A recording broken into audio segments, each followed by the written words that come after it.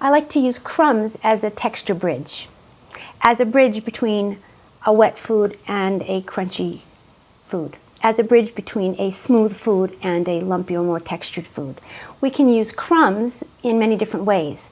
We can mix crumbs in with a pureed food to make the texture just a little different, but the food is not lumpy. We can use crumbs that are very, very powdery to make a very fine texture change. We can use crumbs that are more crushed up and lumpy, sog them in the blended food, and have the food begin to have some soft kind of texture changes. I also like to use crumbs as a way to help children learn about their mouth. Many children that are fed one texture, such as a baby food texture and a puree texture, are fed that food in the center of their tongue. They swallow it, and all the activities in the center of their tongue. When we use crumbs, we can help the child get used to more different textures and more different movements in their tongue. We can put some crumbs on top of the spoon, the puree, so the child feels the crumbs on the top of their mouth. We can dip the spoon in a pile of crumbs, so the crumbs come in on the child's tongue as a new texture. We can put that spoonful of food into a pile of crumbs on the side of the spoon, or on the other side of the spoon. So when the food enters the mouth, the child is experiencing the crumbs on one side or another.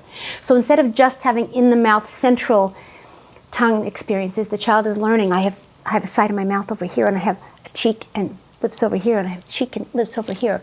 So the child is really learning to be more confident in their ability to move their mouth, and they're not threatened by a big lump in their mouth. They're having little subtle shadows of experiences that give the tongue beginning confidence and beginning movements out of the midline, so the child can build confidence in a slow and trusting way.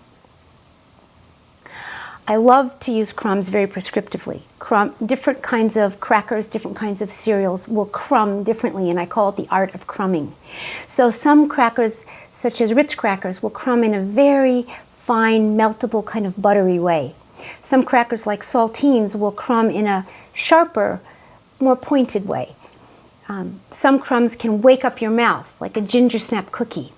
Some crumbs are very meltable, and if you took a meringue cookie and you grated it, it would be a powdery, very melty kind of more flavor, more of a powder than a crumb.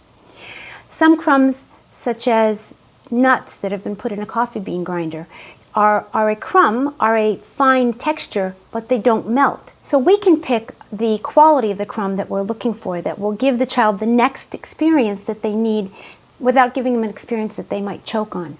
So we can give crumbs in ever-increasing flavors and in ever-increasing textures, so the child learns to deal with textures that are way different from purees.